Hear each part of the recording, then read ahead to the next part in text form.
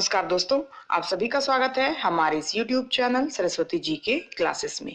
दोस्तों, आज की क्लास में मैं आप लोगों के सामने लेके आई हूँ आपदा प्रबंधन से संबंधित महत्वपूर्ण जो तथ्य हैं या जो प्रश्न बनते हैं, जहां से प्रश्न पूछे जा सकते हैं, उन सबको एकत्रित करके मैं आपके सामने प्रस्तुत करने जा रही हूँ। और ये जो टॉपिक है आज का, ये हमारा जेपीएससी के पीटी के पेपर 1 का एक पार्ट है, यानी एक टॉपिक है आपदा प्रबंधन, जो कि विविध के अंतर्गत आएगा। और ये जो आपदा प्रबंधन है, ये भारत से संबंधित है। ऐसे तो हमें पेपर 2 में भी पढ़ना है झारखंड से संबंधित आपदाएं, लेकिन पेपर 1 में भी इसे हमें कवर करना जरूरी है, क्योंकि यहाँ से बहुत सारे क्वेश्चंस जो है वो पूछे जाते हैं। तो पहले हम पेपर 1 को कंप्लीट कर लेते हैं, उसके बाद हम लोग पेपर 2 को भी कवर करेंगे। तो भारत में जो प्रमुख आपदाएं हैं, जैसे कि बाढ़, सूखा, भूकंप, या फिर नाभिकीय दुर्घटना या नाभिकीय विनाश होता है, या फिर भूस्खलन होता है, तो बहुत सारी हैं। साथ ही जो उष्णकटिबंधीय चक्रवात है, सुनामी है, तो इस टाइप के बहुत सारे आपदाएं हैं जो हर समय हमारे देश पर छाई रहती हैं, और इससे हमारे देश को बहुत ही जन धन सभी की हानि होती है, जनधन की अपार क्षति होती है। और इसी को कम करने के लिए, इसे रोकने के लिए भारत सरकार ने 2005 में आपदा प्रबंधन अधिनियम जो है वो लाया। कब लाया आपदा प्रबंधन अधिनियम भारत सरकार ने? तो 2005 को। इसे लागू कब किया गया? तो 23 दिसंबर 2005 को। तो ये आगे जब हम क्वेश्चन करेंगे उसमें तो हमारा ये क्वेश्चन शामिल होगा ही, लेकिन मैंने फिर भी आपको वर्बली ये बता दिया है कि इसमें जो है 2005 को इसे लागू किया गया था, 23 दिसंबर को। तो आइए शुरू करते हैं आज की क्लास इन सब बातों के साथ, और जानते हैं कि आपदा प्रबंधन से किस टाइप के प्रश्न जो है वो एग्जाम्स में पूछे जा सकते हैं, या कौन कौन से महत्वपूर्ण फैक्ट्स हैं जो हमें याद रखने जरूरी हैं आने वाले एग्जाम्स के लिए। तो जैसे कि आपदा के अंतर्गत भूकंप आता है, तो सबसे पहले हमें ये जान लेना चाहिए कि जो भूकंप का अध्ययन है वो क्या कहलाता है। भूकंप जो है एक तरह का आपदा है जिससे हमारे देश में बहुत ही हानि होती है। तो इसका जो अध्ययन है वो कहलाता है सिस्मोलॉजी। क्या कहलाता है? तो सिस्मोलॉजी कहलाता है। सिस्मोलॉजी, ये सभी तो आप जानते ही होंगे, ये बेसिक चीज है और लगभग प्राय एग्जाम्स में ये पूछे जाते हैं। फिर दूसरा है कि भूकंप मापी की खोज किसने की थी? तो भूकंप मापी की खोज जो है वो जॉन मिल ने की थी। किसने की थी? तो जॉन मिल नाम है उनका, जॉन मिल। जॉन मिल के द्वारा भूकंप मापी की खोज की गई थी। फिर है राष्ट्रीय भूकंप विज्ञान आंकड़ा केंद्र कहाँ अवस्थित है? तो ये जो राष्ट्रीय भूकंप विज्ञान आंकड़ा केंद्र है, ये भारत की राजधानी नई दिल्ली में अवस्थित है। कहाँ अवस्थित है? तो नई दिल्ली में। ये भी शायद आप जानते ही होंगे कि ये जो राष्ट्रीय भूकंप विज्ञान आंकड़ा केंद्र है वो नई दिल्ली में अवस्थित है। फिर नेक्स्ट है, भारत के भूकंप के इतिहास में सबसे विनाशकारी भूकंप कब और कहाँ आया था? भारत में भूकंप के इतिहास में सबसे विनाशकारी भूकंप आया था 11 अक्टूबर 1737 ईस्वी को। कहाँ आया था? तो कलकत्ता में। कलकत्ता में आया था ये भूकंप। सबसे विनाशकारी भूकंप है भूकंप के इतिहास में भारत के संदर्भ में, और इसमें 3 लाख लोग जो है वो मारे गए थे। फिर नेक्स्ट है, आपदा प्रबंधन पर विश्व संगोष्ठी का आयोजन कहाँ और कब की गई? तो ये जो आपदा प्रबंधन है उस पर विश्व संगोष्ठी का जो आयोजन किया गया था वो किया गया था मई 1994 ईस्वी में। मई 1994 ईस्वी में कहाँ किया गया था? तो इस जगह का नाम है याकोहामा। क्या नाम है? तो याकोहामा। ये कहाँ है याकोहामा? तो याकोहामा जो है ये जापान में है। जापान के याकोहामा में मई 1994 में आपदा प्रबंधन पर विश्व संगोष्ठी का आयोजन किया गया था। बहुत ही इंपॉर्टेंट है, यहां से क्वेश्चन एग्जाम में पूछा जा सकता है। फिर नेक्स्ट है, भारत में सुनामी लहर चेतावनी प्रणाली कहाँ स्थापित किया गया है? तो भारत में सुनामी लहर चेतावनी प्रणाली जो है वो चेन्नई में स्थापित किया गया है। कहाँ स्थापित किया गया है? तो चेन्नई। चेन्नई में स्थापित किया गया है क्या? सुनामी लहर चेतावनी प्रणाली। फिर नेक्स्ट है, विश्व मौसम संगठन के अनुसार भारत में विश्व के लगभग कितने प्रतिशत चक्रवात आते हैं? तो विश्व मौसम संगठन के अनुसार भारत में कितना प्रतिशत आता है चक्रवात? तो 6%। कितना आता है? 6% जो है चक्रवात आता है भारत में। लगभग 6% जो है चक्रवात आता है भारत में। विश्व में जितने चक्रवात आते हैं उसका 6%। फिर नेक्स्ट है, राष्ट्रीय बाढ़ नियंत्रण कार्यक्रम कब आरंभ किया गया? तो ये जो राष्ट्रीय बाढ़ नियंत्रण कार्यक्रम है ये 1954 कब आरंभ किया गया? तो 1954 ईस्वी में आरंभ किया गया। फिर नेक्स्ट है, राष्ट्रीय बाढ़ आयोग की स्थापना कब की गई? तो राष्ट्रीय बाढ़ आयोग का जो स्थापना किया गया ये किया गया था 1976 ईस्वी में। राष्ट्रीय बाढ़ आयोग की स्थापना 1976 ईस्वी में की गई। नेक्स्ट है, असम का शोक किस नदी को कहते हैं? तो असम का शोक कहा जाता है किसे? ब्रह्मपुत्र नदी को। किसे कहा जाता है? तो ब्रह्मपुत्र। ब्रह्मपुत्र नदी जो है उसे ही कहा जाता है असम का शोक। फिर नेक्स्ट है, पश्चिम तट पर उच्च चक्रवात प्रवणता वाला राज्य कौन है? तो ये इसका आंसर क्या हो जाएगा कि पश्चिम तट पर उच्च चक्रवात प्रवणता वाला राज्य है गुजरात। कौन सा राज्य हो जाएगा? गुजरात। ठीक है। फिर नेक्स्ट है, हवाओं के व्यास की दृष्टि से विश्व का सबसे बड़ा उष्णकटिबंधीय चक्रवात कौन सा है? तो हवाओं के व्यास की दृष्टि से विश्व का जो सबसे बड़ा उष्णकटिबंधीय चक्रवात है उसे कहा जाता है टाइफून टिप। क्या कहा जाता है? क्या कहा जाता है? टाइफून। टाइफून टिप कहा जाता है इसे। टाइफून टिप जो है हवाओं के व्यास की दृष्टि से विश्व का सबसे बड़ा उष्णकटिबंधीय चक्रवात था। सबसे बड़ा चक्रवात कौन सा था? तो टाइफून टिप था। नेक्स्ट है, बंगाल की खाड़ी में सर्वाधिक चक्रवात किस महीने में आता है? तो बंगाल की खाड़ी में सर्वाधिक चक्रवात जो है वो आप सभी जानते हो कि अक्टूबर नवंबर के महीने में आता है। कब आता है? तो अक्टूबर नवंबर के महीने में। ठीक है। फिर नेक्स्ट है, राष्ट्रीय बाढ़ आयोग ने बाढ़ की आवृत्ति के आधार पर भारत को कितने क्षेत्रों में वर्गीकृत किया है? तो जो राष्ट्रीय बाढ़ आयोग है इसने बाढ़ की आवृत्ति के आधार पर भारत को 3 क्षेत्रों में, कितने क्षेत्रों में? तो 3 क्षेत्रों में वर्गीकृत किया है बाढ़ की तीव्रता को देखते हुए।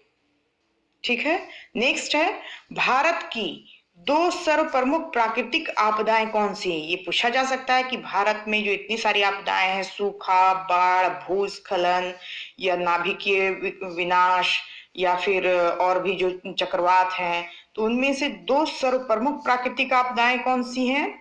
तो इसका आंसर हो जाएगा बाढ़ एवं सूखा। इसका राइट आंसर क्या हो जाएगा? 2 प्रमुख सर्व प्रमुख प्राकृतिक आपदाएं तो बाढ़ तथा सूखा। ठीक है। नेक्स्ट है, भारत में सर्वाधिक प्राकृतिक आपदाएं किस राज्य में आती हैं? तो भारत में सर्वाधिक जो प्राकृतिक आपदाएं हैं वो आती है उड़ीसा राज्य में। कहाँ आती है? तो उड़ीसा राज्य में आती है। हर साल यहाँ जो है प्राकृतिक आपदाएं देखने को मिल ही जाता है।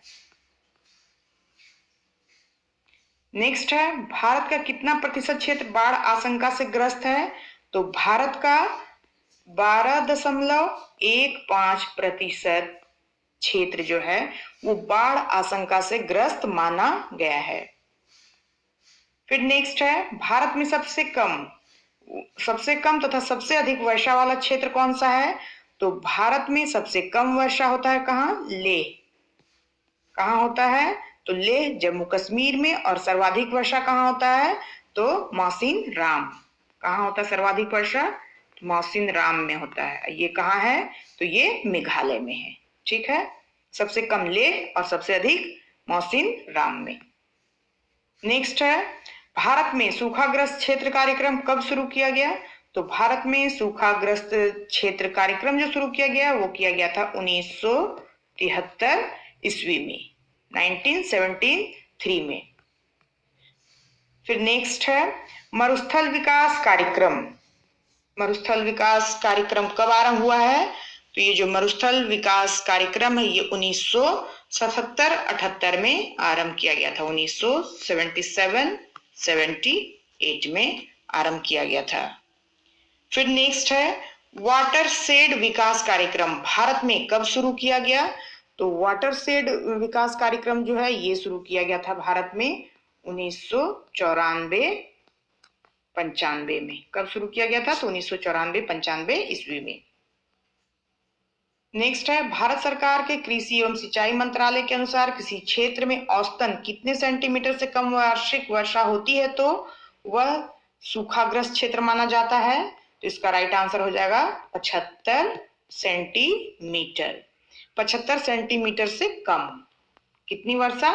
तो 75 सेंटीमीटर से यदि कम वर्षा होती है तो वार्षिक जो 75 सेंटीमीटर से कम वार्षिक वर्षा हो तो उस क्षेत्र को सूखाग्रस्त क्षेत्र जो है वो घोषित किया जाएगा। नेक्स्ट है राज्य आपदा प्रबंधन प्राधिकरण के अध्यक्ष के रूप में कौन कार्य करता है? तो राज्य आपदा प्रबंधन प्राधिकरण के अगर अध्यक्ष के रूप में देखा जाए तो जो मेन अध्यक्ष हैं वे हैं मुख्यमंत्री, यानी राज्य आपदा प्रबंधन जिसे कि हम SDMA के शॉर्ट फॉर्म के नाम से भी जानते हैं, SDMA। तो इसके जो अध्यक्ष हैं वे होते हैं मुख्यमंत्री। कौन होते हैं? तो मुख्यमंत्री। SDMA के अध्यक्ष हो गए मुख्यमंत्री और जो NDMA है यानी राष्ट्रीय आपदा प्रबंधन प्राधिकरण है इसके अध्यक्ष हो जाएंगे प्रधानमंत्री। फिर नेक्स्ट है national centre for disaster management NCDM कहाँ स्थित है? तो ये हम लोगों ने ये क्वेश्चन पहले भी देखा, ये नई दिल्ली में है। कहाँ है? तो नई दिल्ली में है। फिर नेक्स्ट है राष्ट्रीय आपदा मोचन बल जिसे कि हम लोग NDRF के नाम से जानते हैं का सामान्य अधीक्षण, निर्देशन और नियंत्रण किसके पास है? तो इसका राइट आंसर है क्या? राष्ट्रीय आपदा प्रबंधन प्राधिकरण के पास। राष्ट्रीय आपदा प्रबंधन प्राधिकरण के पास ही है NDRF यानी कि राष्ट्रीय आपदा मोचन बल का सामान्य अधीक्षण, निर्देशन और नियंत्रण। ठीक है। नेक्स्ट है वर्तमान में NDRF में कितने बटालियन हैं? तो वर्तमान में देखा जाए तो इसमें 12 बटालियन है। NDRF में कितने बटालियन है? तो 12 बटालियन है। और अगर ये पूछ दिया जाए कि NDRF का गठन कब हुआ था तो ये 2006 में हुआ था। NDRF का गठन 2006 में हुआ था। जिस समय इसमें कितने बटालियन थे? तो 8 बटालियन थे। जब NDRF का गठन हुआ था उस समय 8 बटालियन थे। गठन 2006 में हुआ था। और NDRF में कितने अभी वर्तमान में कितने हैं? तो 12 बटालियन है। नेक्स्ट है NDRF का मुख्यालय कहाँ है? तो NDRF का मुख्यालय भी नई दिल्ली में। कहाँ है? तो नई दिल्ली में है। फिर नेक्स्ट है NDRF के वर्तमान महानिदेशक डायरेक्टर जनरल कौन है? तो NDRF के जो वर्तमान महानिदेशक हैं वे हैं श्री SN प्रधान। हो सकता है ये क्वेश्चन पूछ दे कि NDRF के वर्तमान महानिदेशक कौन है? तो ये हैं श्री SN प्रधान।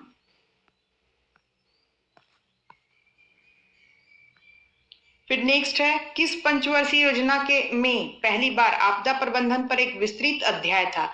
तो वो कौन सी पंचवर्षीय योजना थी जिसमें पहली बार आपदा प्रबंधन पर एक विस्तृत अध्याय जो है वो दिया गया था? तो ये कौन सा हो जाएगा पंचवर्षीय योजना? इसका राइट आंसर हो जाएगा 10वीं पंचवर्षीय योजना। 10वीं पंचवर्षीय योजना में पहली बार आपदा प्रबंधन पर एक विस्तृत अध्याय जो है दिया गया था। फिर नेक्स्ट है भारत में आपदा प्रबंधन अधिनियम कब लागू किया गया? तो ये मैं पहले भी बता चुकी हूँ कि भारत में आपदा प्रबंधन अधिनियम जो है 2005 23 दिसंबर 2005 को लागू किया गया। अब तो डेट पूछने का प्रचलन है तो डेट भी याद रखना जरूरी है कि कब लागू हुआ था। तो 23 दिसंबर 2005 को लागू किया गया था आपदा प्रबंधन अधिनियम भारत में। फिर नेक्स्ट है, भारत में आपदा प्रबंधन और प्रतिक्रिया के लिए कौन सी नोडल एजेंसी होती है? तो आपदा प्रबंधन और प्रतिक्रिया के लिए जो नोडल एजेंसी है वो है गृह मंत्रालय। यानी सारा जिम्मेवारी किस मंत्रालय के अंतर्गत आता है? तो गृह मंत्रालय के अंतर्गत आता है आपदा प्रबंधन और उसकी प्रतिक्रिया से संबंधित ये नोडल एजेंसी है। नेक्स्ट है, राष्ट्रीय आपदा प्रबंधन प्राधिकरण के अध्यक्ष कौन है? तो ये भी मैं आपको पहले बता चुकी हूं, ये है प्रधानमंत्री। फिर नेक्स्ट है, अध्यक्ष के अलावा आपदा प्रबंधन एक्ट 2005 के अनुसार राष्ट्रीय आपदा प्रबंधन प्राधिकरण में सदस्यों की अधिकतम संख्या क्या हो सकती है? तो इसका राइट आंसर हो जाएगा 9। क्या है कि अध्यक्ष को के अलावा अगर देखा जाए तो जो आपदा प्रबंधन एक्ट 2005 है उसके अनुसार राष्ट्रीय आपदा प्रबंधन प्राधिकरण में सदस्यों की जो अधिकतम संख्या होगी वो 9 हो जाएगी। ठीक है। फिर आज का हमारा नेक्स्ट एंड लास्ट है, राष्ट्रीय कार्यकारी समिति जिसे कि एनईसी भी कहा जाता है के अध्यक्ष के रूप में कौन कार्य करता है? तो ये है केंद्रीय गृह सचिव। कौन कार्य करता है एनईसी के अध्यक्ष के रूप में? तो केंद्रीय गृह सचिव। और इसी पर मैं ये भी बता दूं कि अगर राष्ट्रीय, ये तो राष्ट्रीय हो गया, अगर राज्य की कार्यकारी समिति के अध्यक्ष के रूप में देखा जाए तो वहां पे कौन अध्यक्ष होगा? तो वहां पे जो अध्यक्ष होंगे मुख्य सचिव, यानी कि जो चीफ सेक्रेटरी होते हैं वे होंगे अध्यक्ष, वहां राज्य के कार्यकारी समिति के अध्यक्ष। ठीक है। तो ये कुछ महत्वपूर्ण बिंदुएं थी आपदा प्रबंधन से संबंधित, जो कि पेपर 1 का एक हिस्सा है और बहुत ही इंपॉर्टेंट है। यहाँ से क्वेश्चन पूछे जाने की पूरी संभावना है, क्वेश्चन पूछा ही जाता है। तो जितने भी क्वेश्चंस आज मैंने आपको यहाँ पे बताए हैं उनसे एक ना एक क्वेश्चन तो आना ही आना है। तो आज के लिए बस इतना ही। नेक्स्ट वीडियो में मैं फिर आपके सामने प्रस्तुत होती हूँ। तब तक के लिए धन्यवाद। जय हिंद, वंदे मातरम।